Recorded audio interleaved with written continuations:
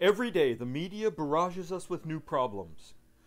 Global markets rise and fall, and we are constantly bombarded by talk of peak oil, global climate change, fuel costs, wheat prices, and food shortages. Sitting here in the San Juan Islands with our somewhat sheltered way of life, buffered from the vagaries of the outside world, it's hard to imagine what we can do to help correct some of these issues. Nevertheless, we have resources in the islands to help stop and even reverse some of the worst the 21st century is throwing at us. If we look back to the 19th century, we can find some guidance on these issues. The men and women who settled the San Juans found here many of the same things we find today. Despite rough weather, lack of power, and travel difficulties, they made a life here amidst this stark beauty in a time of uncertainty. The change from the late 1880s to the early 1900s brought with it many fears. The pace of the Industrial Revolution, loss of farmland, famine, and financial woes. Looking back at this period today, there are many parallels. Technology is outpacing itself with cloning, genetic modification, and now nanoparticles in food and clothing. These may replace previous generations' fear of steam power and electricity, but other fears of that bygone age remain with us. An unstable financial market, diminishing farmland, either through rampant urban sprawl or the importation of foreign crops, and the devaluation of the importance of farming, and even famine. You have only to read the headlines to grasp that we are at an important crossroads. Grain-based ethanol, global wheat shortages, and weather fluctuations due to climate change have meant that U.S. food crop production has been stretched to its limits, and food price increases have outstripped inflation. 100 years or more may have passed since these islands were settled, but many of the issues remain the same. Today, however, we are in as good a place as any to tackle these issues head-on.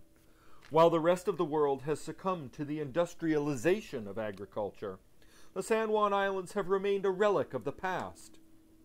We retain an unprecedented purity in the islands, a purity of air quality, water quality, and soil quality. While other states and counties fight to get their agriculture in line with environmental goals, we are more than halfway there. Because of transportation costs and difficulties, agriculture here has made do for the most part with local inputs. The islands have a lower use of commercialized fertilizers and crop sprays. Indeed, many of the farms, if not certified organic, at least produce a majority of their crops without unnecessary chemicals. We have now within the county a growing number of young farmers wishing to see the islands return to a more self-sufficient model. A return to locally grown crops and foods will help reduce costs to island consumers and to the planet. Yet, we are at the edge of a perilous cliff. The industrialized agriculture behemoth of the past 60 years keeps pushing us closer to that edge. But unless there is a dramatic shift in attitudes, when we teeter over the edge, there will be no salvation. Since the end of World War II, industrialized nations have relied almost exclusively on heavily subsidized petroleum and farming practices which, as we know now through hindsight, are unsustainable. Consumers have little idea of what this subsidy has meant. The depletion of fossil fuels, the loss of soil fertility, vital nutrients, and soil erosion have been hidden from view. However, the worst part of this is that consumers no longer know the true value of the food they eat. We may all complain about prices, but as a society, we spend only 10% of our budgets on food. Prior to this green revolution, consumers spent upwards of 40% of their budget on food, and in many countries today, people still spend more than 50%. With the current growing inflation, even this subsidization cannot protect us from high prices for long. We have been lulled into a false sense of value for the past 60 years. However, I predict that soon, as food costs keep increasing and the industrial model of agriculture tips over that precipice, the true value of foods, those which outlive subsidization and inflation, will return. We will once again see the importance of a localized food system, and what once seemed, albeit falsely, high-priced and exclusive, the local option may well be the affordable one. In order for this to become a reality, before it is too late, some things will need to change. Land prices in the San Juan Islands have gone far beyond what agriculture can maintain. Farmers are being priced off the land, a trend that began as soon as the islands were populated. In the 1900s in the San Juan Islands, there were few farmers, but there was plenty of land, almost 51,000 acres of farmland in this county. Farms averaged 150 acres each. By the 1950s, the average farm acre had gone down by 20 acres, but the number of farmers had increased. Fast forward to today. Agricultural land has dropped to 12,389 acres, a 27% decrease in available land. The number of farms has come down too, as well as their size, averaging today only 76 acres. But we are currently seeing a reverse in trends. There are more farmers, and though the farms are smaller, given the number of them, the available land is being more efficiently used. But what has happened to those other 38,611 acres that once used to be farmland? Certainly, many of those fields have grown the farmer's final crop, houses. But at least we don't suffer the urban sprawl of our mainland neighbors. Currently in San Juan County, slightly over 5,000 acres of agricultural land is being actively conserved by the Preservation Trust and the Land Bank.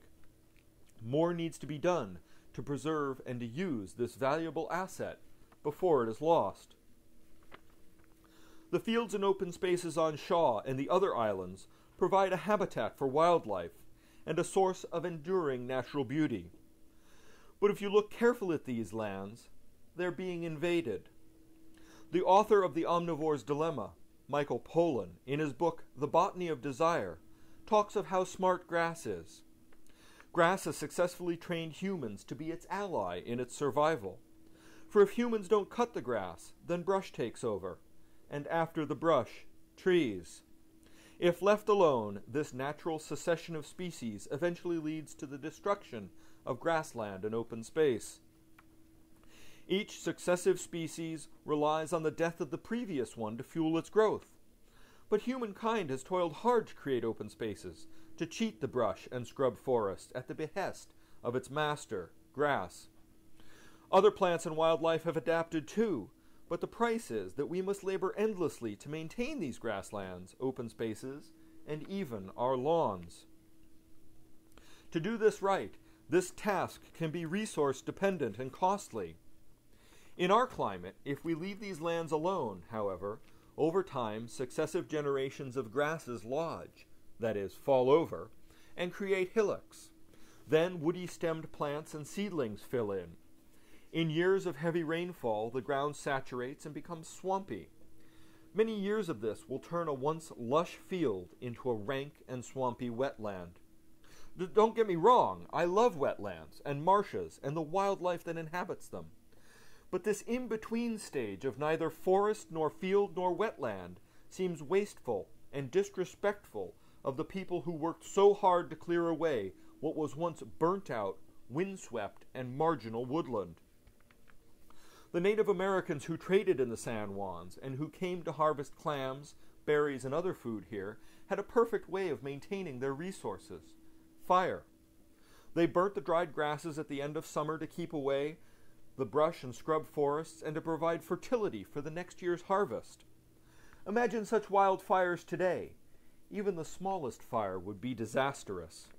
Yet plenty of our fields, open spaces, and woodlands are left unmown, unmanaged, and dangerous each year. In addition, as open spaces are neglected, they fill in with invasive species, noxious weeds, brambles, and litter. As once maintained ditches fill in and drainages are cut off, low places fill in with water, breeding grounds for mosquitoes and insects. Where once many of these lands were grazed with livestock, we now have to mechanically control them. Some of us, with livestock, do still graze and harvest hay. By haying the spaces, we are doing several things. We are harvesting a valuable crop, taking away a fire danger, and helping to clear away any noxious weeds brambles, and yes, even litter.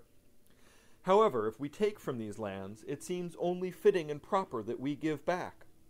The more a field is mown and nutrients are stripped off, the more unhealthy it becomes. Yet, some of this open space finds the county and private landowners mowing many times a season. All of this comes at an unsustainable cost in terms of time, money, and fuel. How can we in the San Juans take care of land management and address some of these headline-grabbing hot-button topics of our age? The global energy crisis. We're sitting on huge solar panels without realizing it. Global climate change. We are also sitting amidst large carbon sinks. Water shortages. Again, we are sitting on top of one of the largest catchment systems around. Food shortages. The best part is our solar panel carbon sink water catchment system has the ability to grow food. I must sound a bit like Ron Popeil. Solar panel, water catchment, carbon sink, food source, all for one low, low price. What can this fabulous thing be?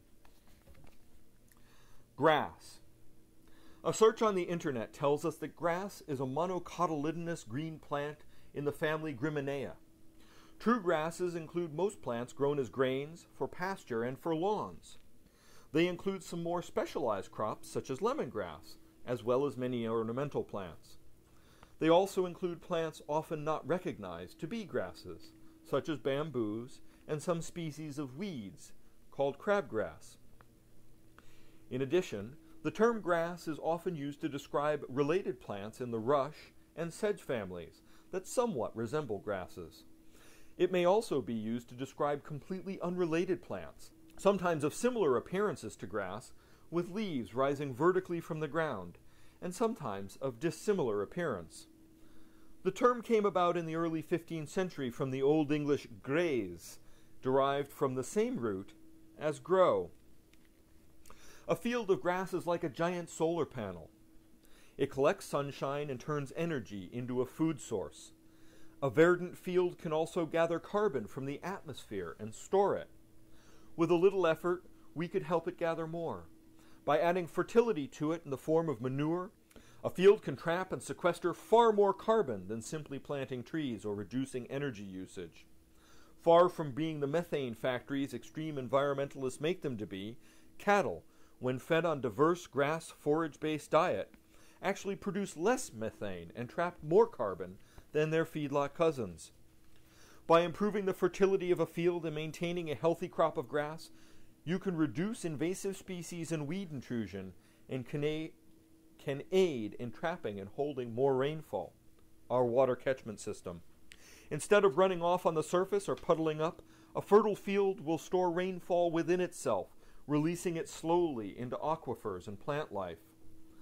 Far from damaging a field, by grazing with livestock at the right times, when we can increase soil quality, deepen organic matter, manage noxious weeds, and raise food inexpensively on, for what all intents and purposes, is solar power. In a time of rising fuel costs, we certainly don't need to be unnecessarily mowing fields with tractors or paying people to maintain our lands. We can take care of these lands and receive dividends for doing so. Since the Middle Ages, rules about grazing lands in common have been around in the United Kingdom. Again, from the internet. Common land, a common, in England and Wales is a piece of land owned by one person, but over which other people can exercise certain traditional rights, such as allowing their livestock to graze upon it. The fact that land is common land does not mean it has no owner. All land in England and Wales is owned by someone. Common land is land over which people other than the owner also have rights. Those who have a right of common are known as commoners. The landowner retains other rights to the land, such as rights to minerals and large timber, and to any common rights left unexercised by the commoners. Rights of common extend to such things as the right to pasture cattle, horses, sheep, or other animals on the common land, the right to fish, the right to turn out pigs for a period in autumn to eat acorns and nuts and fruit, and the right to take sufficient wood for the commoner's house or agriculture, usually limited to smaller trees and fallen branches, or what could be gathered by hook or by crook. Again from our source, on most commons, rights of pasture for each commoner are tightly defined by number and type of animal. For example, the occupier of a particular cottage might be allowed to graze 15 cattle, 4 horses, ponies, or donkeys, and 50 geese. The numbers allowed for their neighbors would probably be different. On some commons, such as in the New Forest and adjoining commons, the rights are not limited by number, but instead a fee is paid each year for each animal turned out. Far from being the cattle drive of the Old West or today's feedlot, these commons allowed many individuals to share lands and graze their animals. It is interesting to note that the source I've quoted also states, after the Second World War, most lowland commons became neglected because commoners, who could find better paid work in other sectors of the economy, largely stopped exercising their rights. When open habitats are no longer grazed, they start to develop scrub and then dense woodland, losing the grassy or heathland vegetation which may have occupied the land continuously for centuries. Today, by using lightweight, portable electric fences, management-intensive and rotational grazing techniques using livestock to graze and clean up neglected land can be an affordable, even profitable, alternative to mowing or abandon. Rotational grazing, using electric fencing, moves animals over the land in small paddocks. This means that the weeds and grasses are all eaten evenly, rather than if a bunch of animals were let loose to roam all over a field, eating just their favorite grasses, weeds, and goodies. When livestock are allowed free access to a field, they're rather like children. They eat the sweets first, the clovers and vetches, and ignore their spinach, as it were, which allows the worse, less palatable species in a field to thrive and take over. By working with the seasons and having animals on the land to graze during the flush of grass growth, and by keeping them off during the wetter winter time when they risk damaging the sward, we can carefully maintain and improve fields. We can allow animals to do the work for us, and we can harvest the rewards. This photo shows my winter paddock, a piece of ground where I overwintered the cattle. To some, it looks like a mess. To me, it looks like money in the bank. The cattle have taken what was a marginal piece of ground and fertilized it, churned it up, and left it in a state which is almost ready to plant, either with a fresh pasture mix or a grain crop. By keeping the cattle in one spot over the winter, I allowed the rest of the field and pasture to remain undamaged and to regenerate over the winter. By feeding hay to the cattle in this spot, not only did I keep the cattle well fed, but I added extra carbon and organic matter to the soil. By the time the grass was lush at the beginning of April, I moved the cattle out to graze, moving them rotationally. By herding them back and forth over one patch of ground, barely keeping ahead of spring grass growth, I can turn a half acre into 4 acres worth of feed, and I never have to mow it. I've even taken to helping the county out by grazing the road margins. I wonder when my check will arrive. By the end of summer, the cattle and sheep will have been up and down the roadside margin 2 or 3 times, helping feed the animals and keeping the noisy county mower away.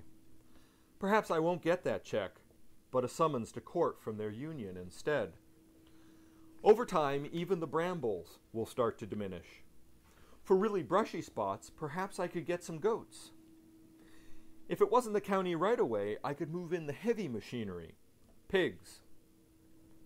Raw land that needs to be cleared first can be used to raise pigs. Left on their own, pigs will largely feed themselves while clearing and uprooting ground. This greatly reduces the amount of grain they need and makes for much better tasting meat. Like with cattle, sheep, and goats, pigs, when fed a largely natural forage-based diet, don't create as much excrement, nor does it smell, and it adds fertility back to the soil. Now, I'm sure there are people out there, some vegetarians, vegans, and extreme animal rights boffins, who view livestock and the meat that comes from them as cruel, unnecessary, and a waste of Mother Gaia's milk, as it were. But again, I refer such people back to the grass, Humans can eat it. We simply don't have the 4 stomachs to deal with it. Most of us have a hard time coping with double chins.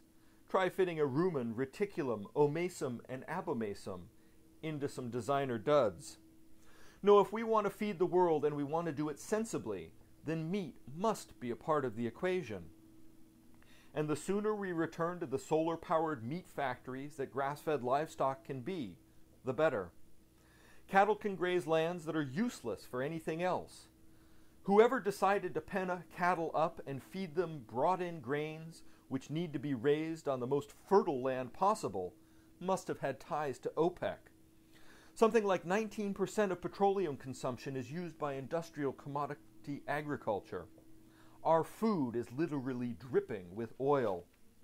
Yet free, clean, so-called alternative energy for growing food beams down on us, ready to be tapped. No $3 trillion required. But let's say we do decide to stop eating animals. We have only to look at what has happened since horse slaughter for the foreign meat trade was banned in the U.S. Western states like Nevada are now having trouble affording to feed all the starving wild horses that used to be auctioned off and eventually sold in Paris as horse steak.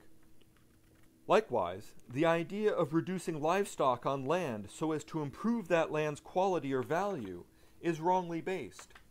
The law of unintended consequences takes over. Firstly, there is the loss of meadowland and fertility that I've already mentioned. But moreover, it has been shown time and again that an initial reduction in livestock numbers in an area can actually lead to an increase in herd fertility and a doubling of numbers. In a remote area of the UK, a 45% reduction in one flock of sheep led to there being more improved grazing for the rest, and thereby an increase in twin births. There is a delicate balance between agriculture and environmentalism, between driving, eating, and living. Another thing we can do with conserved land, or our own, is to allow some of it to be cultivated. Oh, but what about the wildlife, I hear you murmur. I'm certainly not talking of the huge, monocropped, soil-starved, endless wastelands industrial agribusinesses have brought us. I'm speaking of a return to farming the way it was in the islands before World War II, a time when farming worked in harmony with nature, geography, and the seasons. Not all land is suitable for planting. Not all unplanted areas are suited for wildlife. By fostering a holistic approach, we can maintain buffer zones, keep wild lands, and allow nature to thrive alongside farming. Birds can be a farmer's best friend. The predatory species help keep the vermin down, and the songbirds help eat the bugs. By giving islands farmers incentive to maintain wetlands, manage stormwater drainage efficiently, and keep wildlife buffers around fields, we can support local agriculture and turn inactive, maintenance-intensive land into a productive local food source. A current initiative in the islands is to see a return to our grain-growing past. By planting more grains in the islands, not only will we see a return of species which have been largely missing, such as quail, pheasant, and killdeer, but we will be decreasing the amount of bought-in feed farmers need for their livestock. And who knows, perhaps someday soon an island breakfast porridge or 100% island wheat bread flour will be available.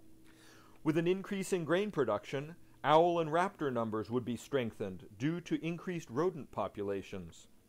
Food production and wildlife diversity can be maintained in harmony. This vision need not seem daunting or destructive. In India, 40% of food grains are grown on farms smaller than 4 acres. In the last U.S. agricultural census, over 66,000 farms were under 5 acres. Well over half the world's food comes from small farms, such as these islands could support. Again, during World War II, the nation produced 40% of its vegetables through victory gardens during wartime rationing. The White House showed support for citizens' efforts by transforming the grounds around the landmark into vegetable gardens and grazing for livestock. Originally, the Department of Agriculture resisted such a populist movement because it was counter to the industrialization of agriculture. but First Lady Eleanor Roosevelt's example led the way, and soon the USDA was promoting and even taking credit for the movement. Today there are citizens asking that whichever candidate ends up in office do the same. Come out for citizen involvement in agriculture, for smaller localized marketing of agricultural products, and for the inherent energy savings a new era of victory gardens would bring. Victory against oil dependency, victory against trade policies that stifle American farmers, victory against a sinking dollar. Certainly very few of us can hope to, or even have the ability to, raise all our own foods. Local CSA, or community-supported agriculture systems, and local farmers markets, hand in hand with personal victory gardens, can offer a food security NAFTA, Monsanto, Cargill, and Tyson cannot. Not to mention that when you buy locally or eat from your own garden, you know where your food is coming from. The traceability, a current government buzzword, is but a short path to your neighbor's fence or your own backyard. If we continue to allow more than 40% of our food to be imported from overseas, and to allow the average dinner ingredient to travel 2,000 miles to our plate, not only will we be further hurting small local farmers, but we will be relinquishing more control of our food system to impersonal corporations whose only concern is their bottom line. 70% of our food currently comes from 10% of food producers, the large multinational agribusinesses. If we are going to continue to afford to live in these islands and continue to eat cost-stable, safe foods, then we must take on some of the burden of producing these foods ourselves, either with some sort of victory garden or by supporting local agriculture. There is an amazing abundance of food in San Juan County already. From the orchards to the wild hedges and the fields, we have some fantastic resources. But unless we preserve and use what is left and see more support for local farms and farmers, this could all be gone. Thank you.